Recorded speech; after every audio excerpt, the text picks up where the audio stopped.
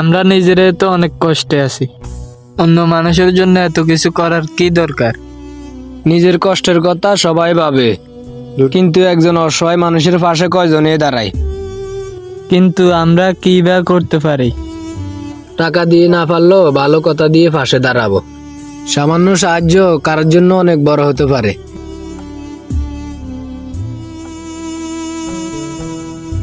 চাচা, এখানে আপনি একা বসে আছেন কেন? বাবা, ঘরে খাবার নাই, শরীরটাও ভালো না। চাচা, আপনি কারো কাছে হাত বাড়াবেন না, আমরা আপনার পাশে আছি। চল, চাচার জন্য কিছু খাবার নিয়ে আসি। আমার কাছে তো এত বেশি টাকা নাই।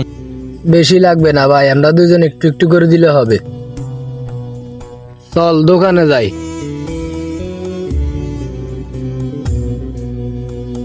চাচা, চাল ডাল আর কিছু যাবতীয় খাবার দেন। এগুলা কার জন্য?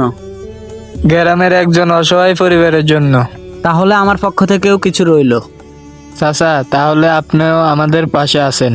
মানবতার কাজে কেউ একা থাকে না।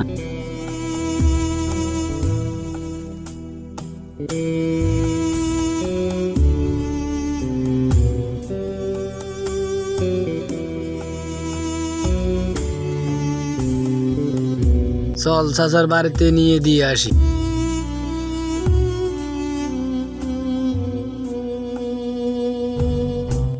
বাড়িতে কেউ আছেন? কে বলছেন? চাচি, একটু এদিকে আসেন। রহিম ভাই, চাচিকে এগুলা দে। বাবা, আল্লাহ তোমাদেরকে ভালো রাখুক। চাচি, আমাদের জন্য দোয়া করবেন। এটা কোনো দয়া নয়, এটা আমাদের দায়িত্ব।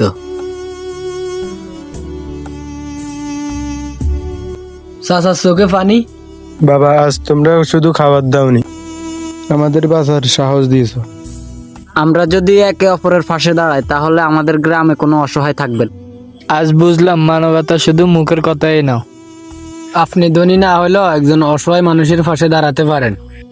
আপনার একটু সাহায্য, একটু ভালো কথায় কারো জীবনে বড় পরিবর্তন আনতে পারে। আসুন, মানুষকে ভালোবাসি, মানুষের পাশে দাঁড়াই, কারণ মানুষ মানুষের জন্য।